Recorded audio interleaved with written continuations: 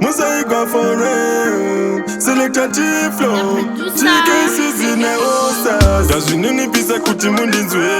Mavura magoni ndavaira kunze. Pandinotaura itaiva ndinzwe. Tumira ingirozi munzira ndipinde. Vekwandira pavakabika ndari. Zita rangu dhoko kandira muhari. Vanoda ndiitero mberi nditsakatike. Saka tisaiva mepo.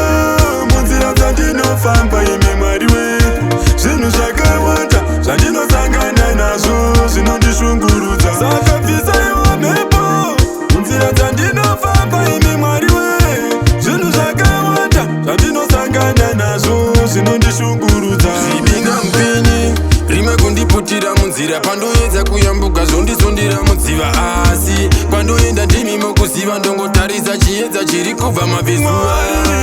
Ndiri kuzama kumboshanda wani, ndiri kuzama kumboedza wani, kunoenda vamwe ndinoenda wani. Mwari wangu akabatsira mhepo munzira dzandinofamba imi Mwari wedu.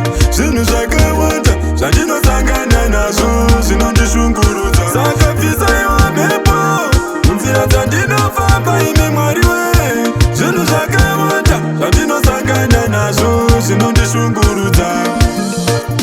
Ndakumbire kuvadzimu naMwari kuti ndoda simba ndiende mberi. Mwana wenyu Pramo ndodawo mari tigofamba neyangu motokari. Kumbura nyembo nemusana ndinoshuwira mumburutsa ropafadzo vavengi vakataira. Zvopera zvese zvekugara ndichishorwa kujambira Kenani ndovaka. Saka bvisaiwa mhepo munzira dzandinofamba imi Mwari wedu. Zvinhu zvakawanda zvandinosangana nazvo zvinondishungurudza. Bvisaiwa mhepo idzi. Zvinhu zvakawanda zvandinosangana nazvo zvinonditenderedza. Ndazvininipisa kuti mundinzwe. Movhura magoni ndavhairwa kunze. Pandinotaura itaiva ndinzwe. Tumira ingirozi munzira ndipinde. Vekwandira pavakabika ndari. Zita rangu dhoko kandira muhari. Vanoda ndiitero mberi nditsakatike.